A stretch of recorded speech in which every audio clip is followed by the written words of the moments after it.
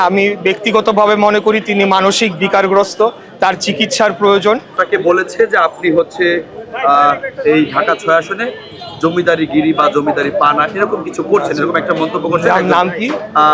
তিনি হচ্ছে এনসিপির ঢাকা ৮ আসনের। ও আচ্ছা আচ্ছা, ঠিক আছে, আমি বলছি। গতকাল কোনো একটি প্রতিপক্ষ দলের একজন প্রার্থী আমার ব্যাপারে কিছু একটা মন্তব্য করেছে।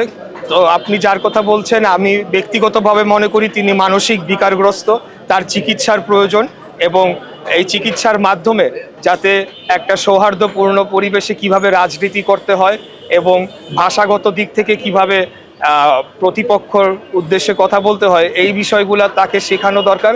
সেই শেখানোর আগে তার মানসিক চিকিৎসা দরকার বলে আমি মনে করি। ভোটের দিন নাকি আসলে আপনার একটা জবাব পাবেন, এরকম একটা কথা বলেছে যে 12 তারিখে আপনাকে একটা জবাব দেবে ভোটাররা।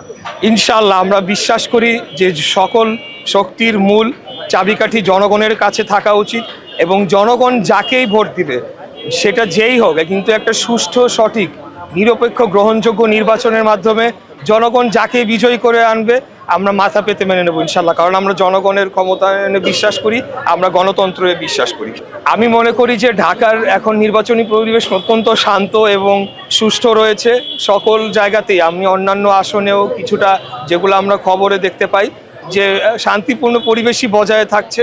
তবে যেটি বললেন যে কিছু কিছু দলের কিছু কিছু প্রার্থীর বেফাঁস মন্তব্য এবং কুরুচিপূর্ণ অসৌজন্যমূলক মন্তব্যের কারণে এটা অনেকের জন্য একটা অস্বস্তির কারণ হয়ে দাঁড়িয়েছে, বিশেষ করে ভোটারদের মধ্যে।